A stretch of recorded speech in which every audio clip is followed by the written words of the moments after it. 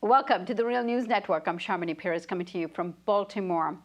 Barrels of nuclear waste at this isolation plant in New Mexico could be a ticking time bomb. Waste from our nuclear weapons has been piling up for about 75 years now.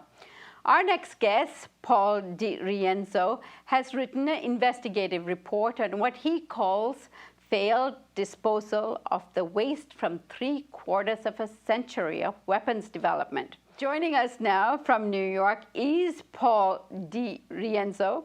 Paul is a freelance journalist and a regular contributor to the Villager newspaper and whowhatwhy.org and also Pacifica Radio. Paul, thank you so much for joining us. Thank you. So, Paul, give us a sense of the facility in New Mexico and the explosion that had happened and actually what kitty litter had to do with it all. Well, the waste isolation pilot plant is the final disposal location for defense-related nuclear waste that was produced by the United States, beginning with the Manhattan Project in 1942. The idea was to bury this waste, some of which has to be kept isolated from humanity for at least 250,000 years, 2,000 feet underground in the New Mexico desert near Carlsbad, New Mexico, south of the capital of New Mexico. And what happened was that about a year ago, in 2014, a barrel of waste that's stored in barrels exploded. And it was what the Secretary of the Department of Energy, Mr. Moniz, called a thermal event. In other words, it heated up to over 1,600 degrees, and radiation monitors started going off, and it was discovered that plutonium, which is a deadly carcinogen, had escaped in small amounts, but detectable amounts, for many, many miles around the plant.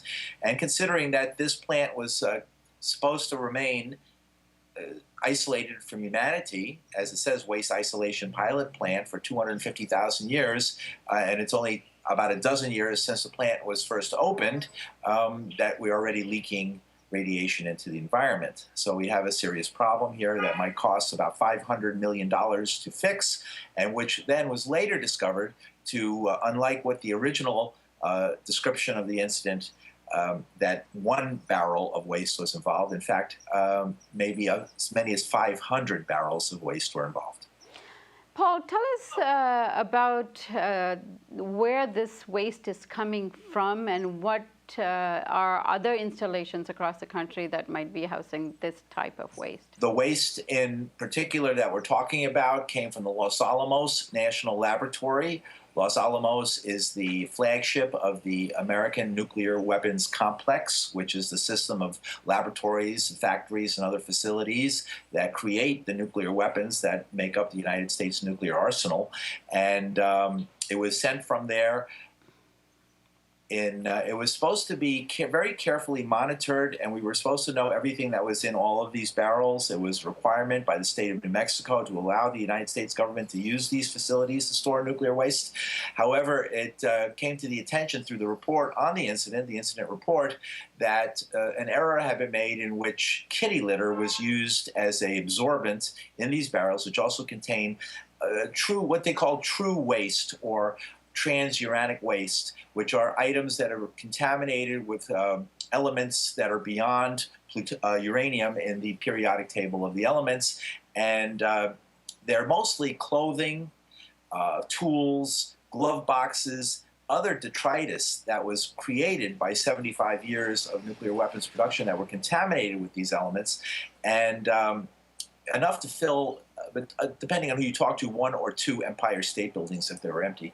And that this is then packed into barrels, and these barrels are then sent to WIPP for storage. However, some of this waste is liquid or liquefied, and when they put the kitty litter in there to absorb the liquid, they were told to use inorganic kitty litter. Now, we're not 1,000% sure what happened here, but it looks like there was a typographical error, and putting inorganic, one word, kitty litter, was misinterpreted as inorganic kitty litter, 2 words. And so they went to my understanding, they went to a local outlet and purchased bags of Sweet brand organic kitty litter.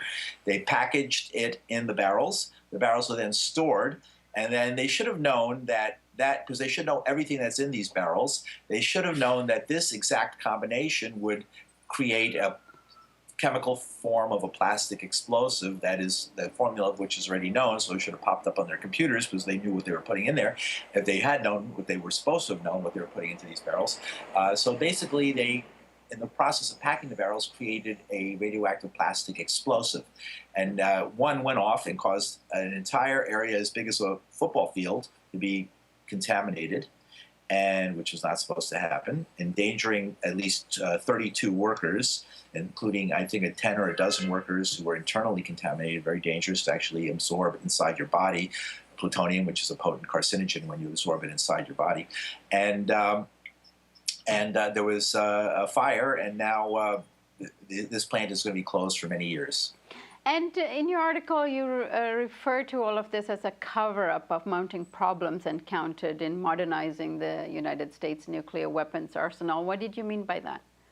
Well, the information has been very slow in coming, and there's very little information. There has been an incident report, but it was the state environmental secretary of New Mexico who was the one who told us that it was not one barrel that was potentially involved by 500 barrels that did not come directly to the public from the federal government, from the Department of Energy.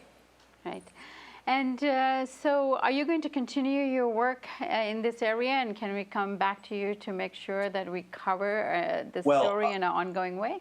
Yes, part of the story is that this waste, some of this waste I write about in the story, which is on Who, What, Why, originated in a place called West Valley, New York, about 30 miles south of Buffalo, New York, where a waste storage facility, 3,300-acre waste storage facility, was created by then-Governor Nelson Rockefeller in the 1960s to make the state of New York a leader in nuclear fuel reprocessing, taking the waste from nuclear power plants and reprocessing it.